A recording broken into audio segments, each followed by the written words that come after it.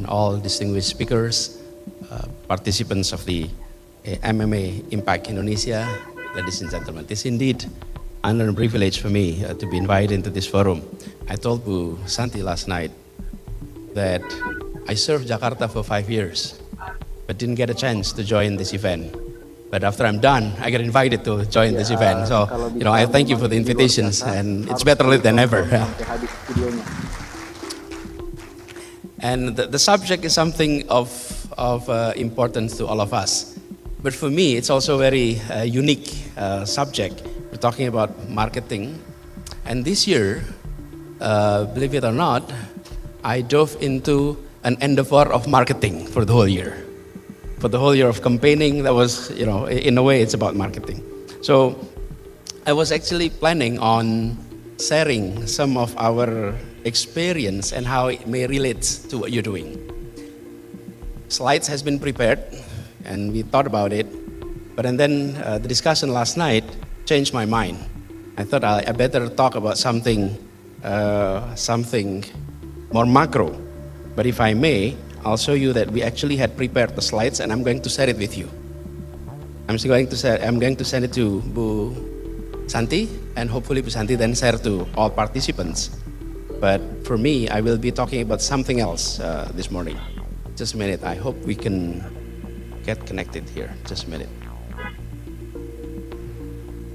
So this is what we had prepared. Oh, just a minute.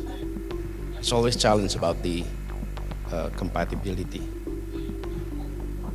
Are you able to project it into the screen? Luar biasa. Oh, there we go. Okay. So I'm sort of reviewing our experience and what are the takeaways from those experience. But I'm not going to talk about it today. I'm going to share it with you. So hopefully I can share double. On the one hand, I share my experience. On the other hand, I'll share some of my view about the future of this industry and perhaps of the community, especially the young community. Okay. Nanti Bu Santi, I keep switching Bu Santi. Bu Santi, I'll share with you these slides. Now, what I will be talking about, I don't have a slide with me because it's not something that I prepared previously. But what I'm going to discuss today is about, hold on just a minute. This is what happened when your previous job is a university lecturer. You tend to operate everything yourself, right? Now, what I'd like to share is about where we are in Indonesia and the transformation that the world is undergoing and how it impacted us and how digital economy is also impacting us. So Indonesia stands at a critical juncture in its digital journey. Our digital transformations here in the country is not just an option, it is an imperative for our nation progress and prosperity. We know, as it was mentioned earlier, the internet users of Indonesia by 2022 was about 204 million. It represented about 74% of our populations.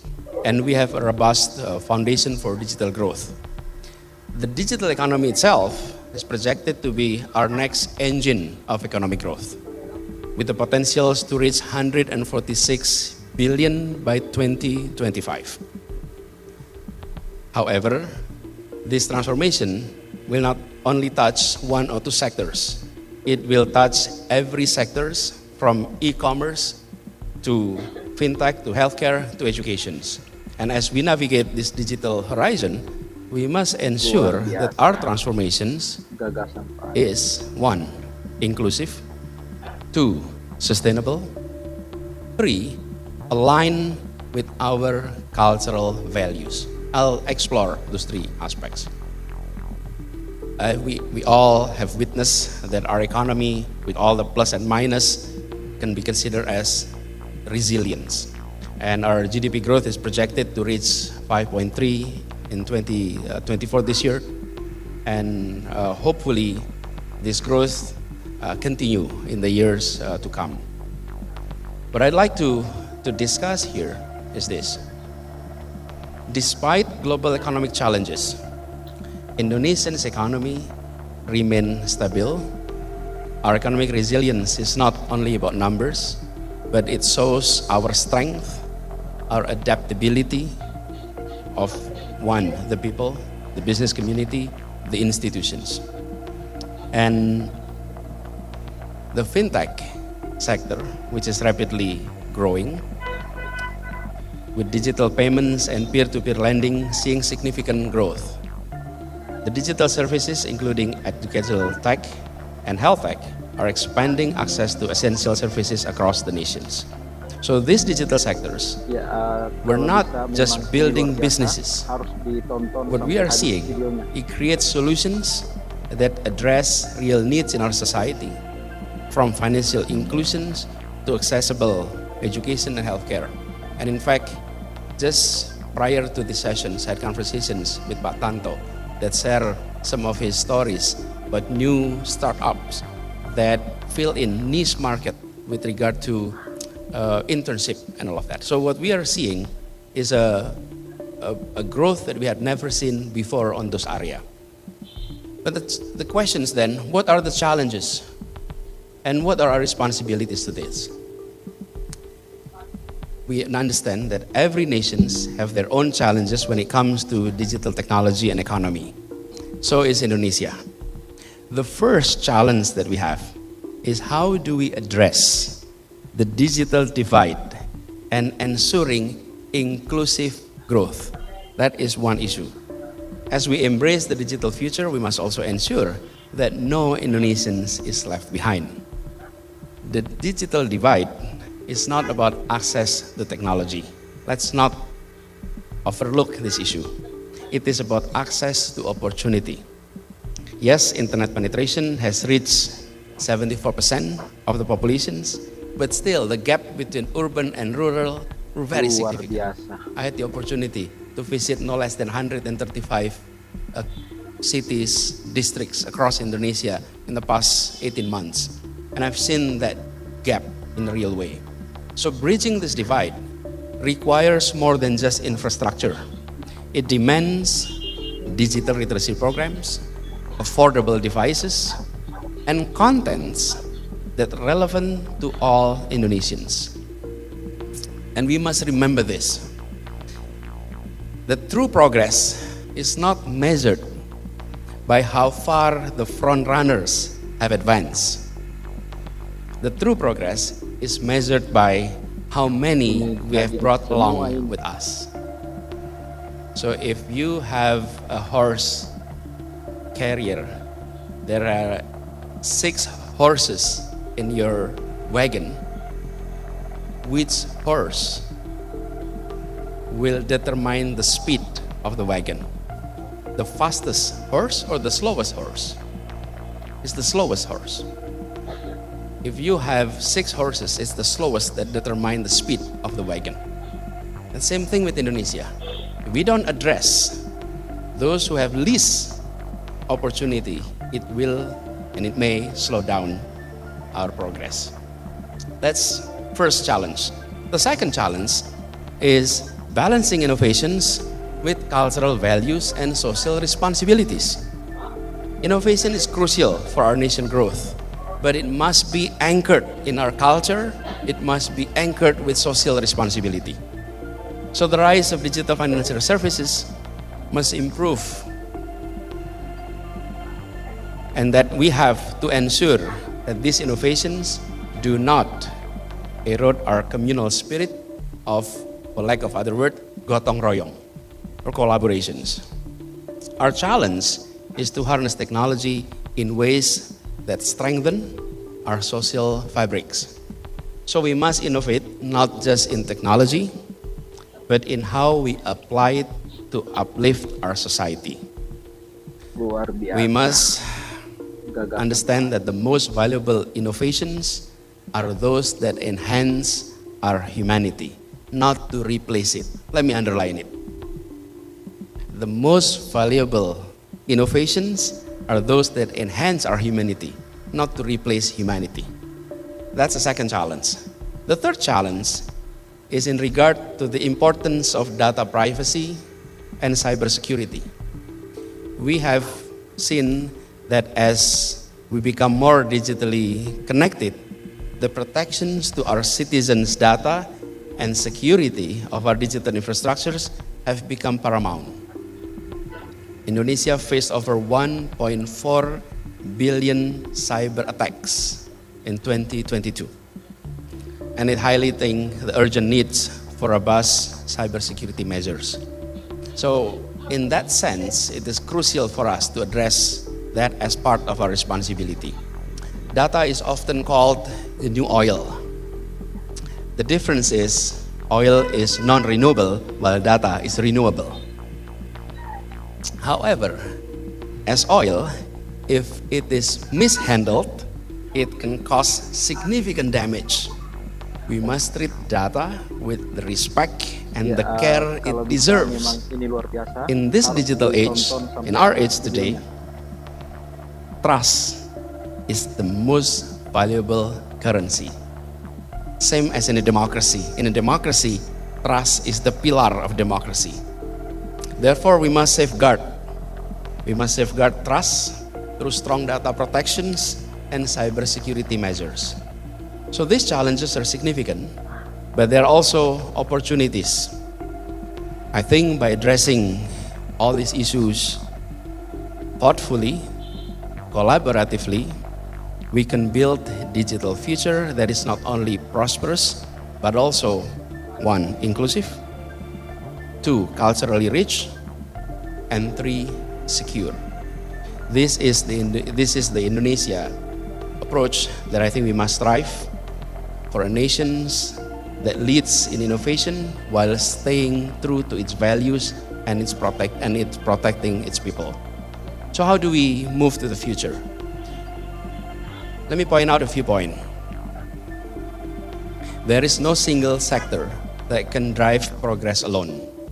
We need a symphony of collaboration between government, private sectors, academia, public in general. So collaboration is not about pooling resources, and let's underline this. It is not about pooling resources. It's about synergizing the diverse perspective to create solutions that is greater than the sum of their parts. In this digital age, the walls between sectors are becoming permeable, and our success will be determined not by how well we operate within our silo, but how effectively we bridge between silo. So innovation is not about technology, it's about mindset. We must cultivate a national culture that embrace change and see challenges as opportunity. And in fact, we need to adopt the mindset that we all were learner. I think if we have seen the transformation, how we view advanced country. In the past, we called it as first world, second world, third world. Developed nations, developing nations. Today, what we are seeing is learning nations as the brand of countries, nations that want to call itself as advanced nations, learning nations. So in that aspect, we must create an environment where ideas can flourish regardless of their origin. Open-mindedness is key. And in a world of constant change, the most valuable skill is not knowing all the answers, but knowing how to ask the right questions. I remember when I served as Minister of Education and as the Governor of Jakarta, I often meet teachers in this digital age. Teachers, technology, long-distance learning were something that has been practiced, especially after the pandemic. So I often ask these simple questions.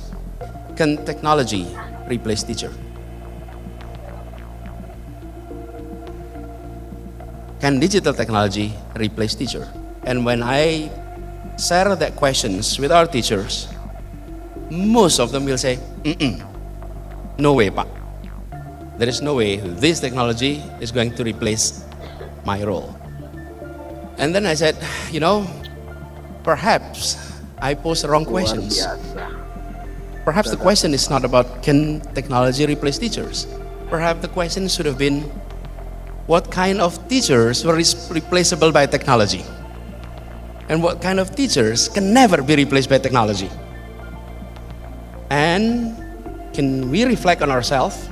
Are you the kind of teachers that can be replaced by technology, or you're the kind of teachers that cannot be replaced by technology? Teachers who are repetitive, mechanistic, recycling materials, they can easily be replaced by technology. But teachers that inspire, that move their students, I think it'll be very difficult for technology to replace them. So posing the right questions is very critical these days. And now, as this forum is about marketing, so marketers are not just promoters of products. They are architects of desire and shapers of culture.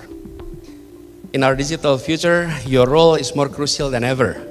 As marketers, you have the power, not just to reflect society, but you have the power to shape our society. The power that is unique. Therefore, use this power responsibly to promote values that will build a better Indonesia. In the digital age, attention is the new currency. And as marketers, you have the responsibility to ensure that this currency, that attention, is spent on things that truly matters for our national progress. The digital future of Indonesia is not predetermined destination. It is a path that we create in every step of the way. By fostering collaboration, embracing innovations, and harnessing the power of marketing, we can ensure that this path leads to a more prosperous, more equitable, and connected Indonesia. And that future is on our hand, and I think it is an opportunity for us to shape it together. So in conclusion, there are a few things I'd like to underline. Indonesia is not just a participant in the new digital era. We have to poise to be leaders in the global stage. Our nation, with its rich diversity, with its unity, with its youthful populations and entrepreneurial spirit, we have all the ingredients to become a true digital powerhouse. And we'd like to see our entities that is grown in Indonesia menjadi tuan rumah di negeri sendiri dan tamu mempesona di negeri orang.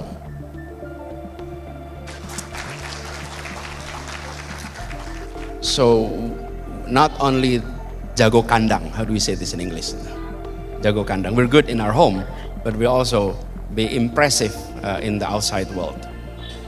So, to our international friends who are here, allow me to invite you to be part of Indonesia digital journey. Our country offers not just a market of 270 plus million people, but a vibrant ecosystem of innovations, a vibrant ecosystem of creativity that's ripe for collaboration and investment. And for my fellow Indonesians, if I may, I'd like to call upon you to embrace this digital transformation, not just as a business opportunity, but as a national mission. Let's harness the power of technology. Let's harness the power of marketing to drive economic growth, to solve our most pressing social challenges, to bridge divides, and to create opportunity for all. Not only opportunity for those who are in the urban area, but to all, including those in the rural area.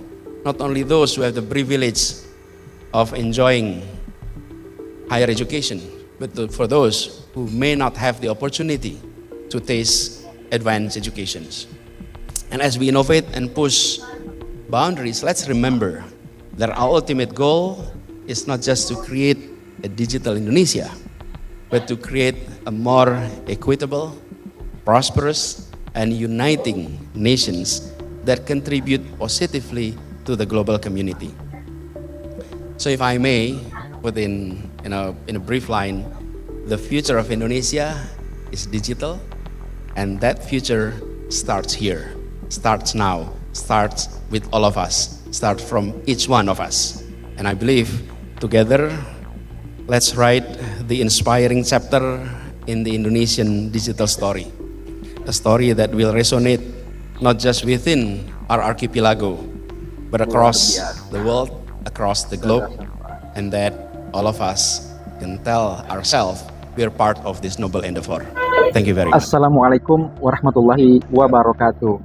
Sahabat Pena Ufuk dimanapun berada, ya, tadi sudah kita dengarkan sebuah presentasi dunia dari abah kita semua, Anies Baswedan, yang beliau mengurai dalam perspektif kemajuan ekonomi dalam bingkai ekonomi digital. Beliau mampu beradaptasi dengan perkembangan zaman. Ide-ide Pak Anies selalu relevan dengan konteks kekinian.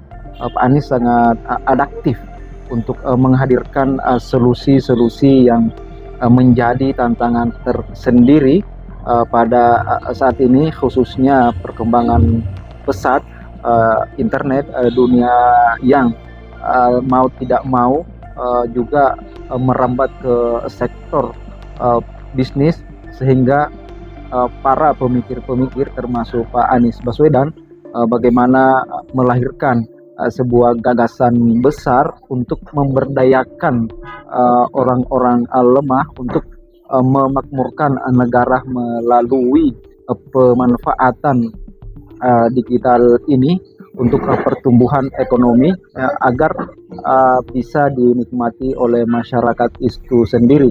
Sementara itu kita sering mendengarkan bahwa poin pesan terpenting dari setiap gagasan Pak Anies itu adalah berakhir di pemerataan kesejahteraan. Tujuan utamanya mengarah kepada pemberdayaan masyarakat lemah. Bagaimana dalam perspektif Anies Baswedan, negara dalam hal ini pemerintah bisa mengangkat derajat kesejahteraan orang-orang kecil, orang-orang lemah, tanpa mengecilkan mereka-mereka yang memang sudah besar selama ini. Ekonomi digital tentu tidak bisa diabaikan. Banyak sekali ya mereka yang dulunya punya usaha besar namun tidak mampu menjawab tantangan zaman ini, sehingga perkembangan zaman, perkembangan digital, ekonomi membuat mereka jatuh di tengah jalan dan akan tersisihkan dengan sendirinya, dan tentu yang akan menyedihkan akhirnya karena akan digantikan oleh mereka-mereka yang memang sangat lihai dan sangat cepat mempelajari perkembangan zaman, kemudian memasuki dunia digital dengan bisnis-bisnis, dengan ekonomi digitalnya. Dan itulah yang diharapkan oleh Pak Anies, dan saya rasa sangat cerdas. Ya, kita harus melihat secara utuh apa yang beliau paparkan, meskipun beliau hanya mantan gubernur, dan kita juga sebenarnya merindu ya mencari-cari bisakah kira-kira Pak Jokowi sebagai mantan presiden Indonesia 2 periode bisa mempresentasikan, bisa menghadirkan sebuah gagasan besar seperti apa yang telah disampaikan oleh Pak Anies ini. Tidak usah menggunakan bahasa Inggris, bahasa Indonesia saja. Dan ide-ide besar Pak Anies yang disampaikan ini tidak hanya diperuntukkan untuk bangsa Indonesia, tapi beliau memberikan pikiran besarnya untuk setiap negara, untuk orang-orang yang ada di seluruh dunia. Dan itulah tujuan utama pesannya, supaya tersampaikan kepada dunia. Dan memang ini adalah forum internasional MMI yang di mana para pelaku-pelaku ekonomi, pengusaha-pengusaha dunia ya hadir untuk memberikan suatu gambaran peta jalan untuk menjawab apa yang bisa disempurnakan hari ini dari para pengusaha itu, khususnya merambah ke ekonomi digital. Dan sekali lagi Pak Anies dimanapun sangat menguasai, selalu melihat satu permasalahan secara utuh, menjelaskan secara komprehensif. Dia memetakan permasalahan-permasalahan, kemudian menghadirkan solusi peta jalan berdasarkan masalah-masalah itu, termasuk di dalam ekonomi digital ini. Ya, sekian, terima kasih.